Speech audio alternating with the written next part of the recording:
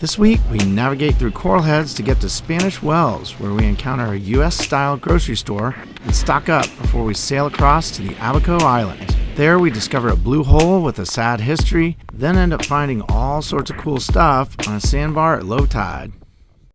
'Cause even in the madness, there is peace, drowning out the voices all around me. Through all of this chaos, you are writing a symphony, a symphony. Oh.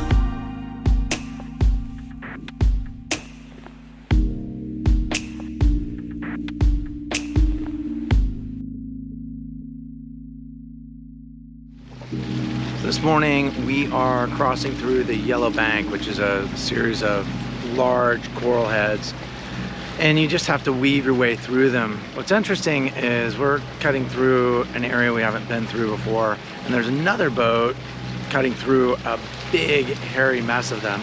Hopefully they're going to the same place and we can talk to them and see how that went, see if they were able to go fast or slow. It's a really hot day. There's no wind, and what wind there is, we're going with it. So our apparent wind is 0, and the sun's up, and we're baking. A lot of sunblock. Hopefully we'll be turning soon and be able to get at least some breeze on us as we continue on up to Spanish Wells. So as you're going through these, you should be on the lookout and watch, because charts aren't 100% accurate. Your GPS isn't 100% accurate. So if you look at this one over here, this is what we're navigating around.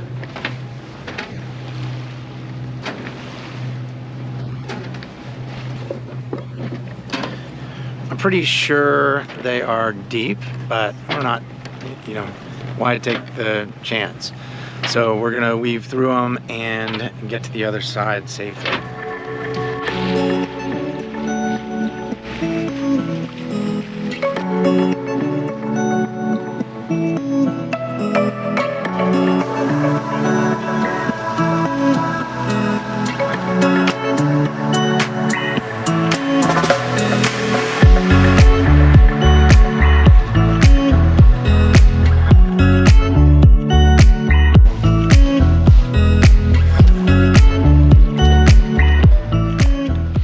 We are on our way to what is supposed to be a really nice grocery store so we can provision for the next couple weeks. We're in Spanish Wells, and we're heading over to Abacos tomorrow. So this is a good place to stock up.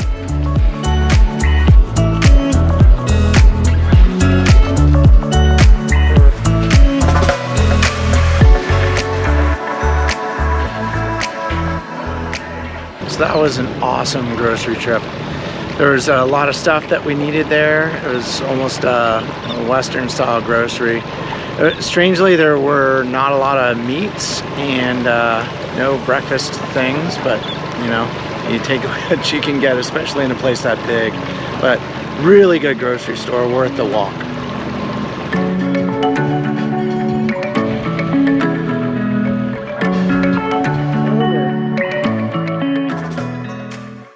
So I know it's dark and you can't really see my face. Sometimes you got to start off really early in the morning, and this is one of those cases.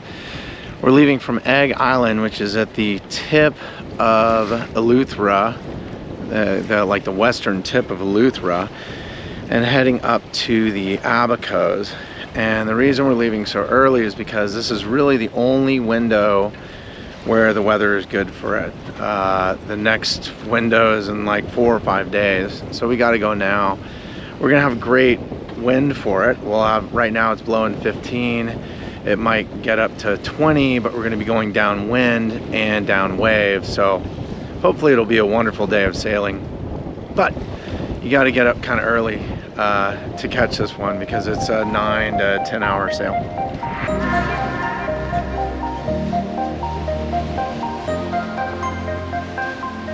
7.5 knots through this cut, and we got some good wind today.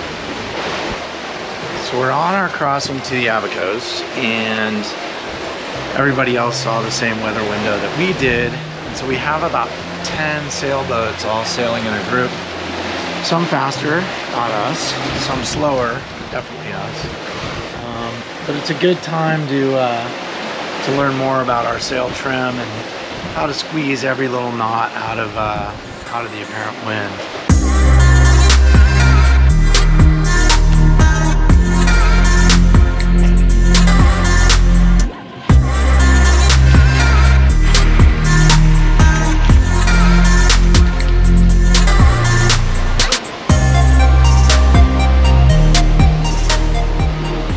I did some work and I solved my sail trim problem, and now I'm catching up to all the other boats in front of us. It has nothing to do with sail trim. I just put a bigger sail up.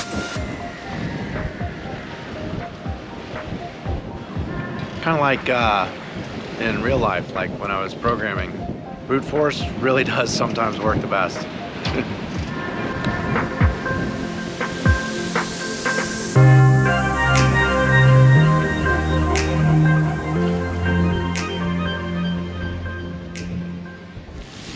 It ended up being a long day. We went to bed pretty quickly after we arrived in the Abacos. The next morning, we got the rain we were sailing ahead of, which made for another lazy day. We'd anchored in the Bight of Old Robinson, and there was supposed to be a really good restaurant in Little Harbor, so we set off. We made it to Pete's Pub, which has a reputation for pretty amazing food, and the reputation is warranted. Everything we had was delicious.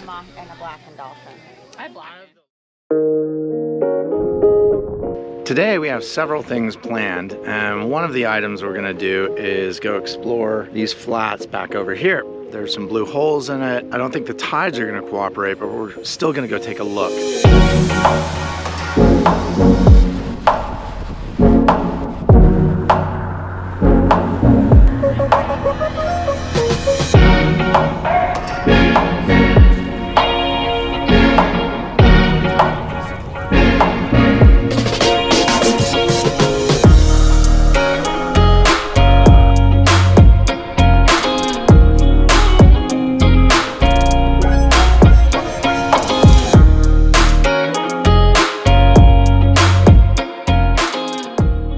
Turned out, this blue hole has a bit of a morbid history to it. 3 people died here in 1994 while swimming down into the caves it contains.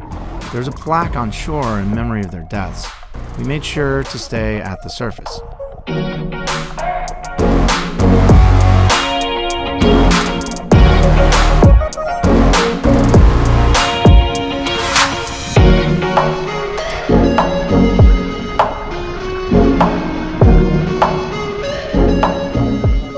After the blue hole, we went over to Tahiti Beach at low tide and had fun just exploring and seeing all the different creatures that are normally out of reach here.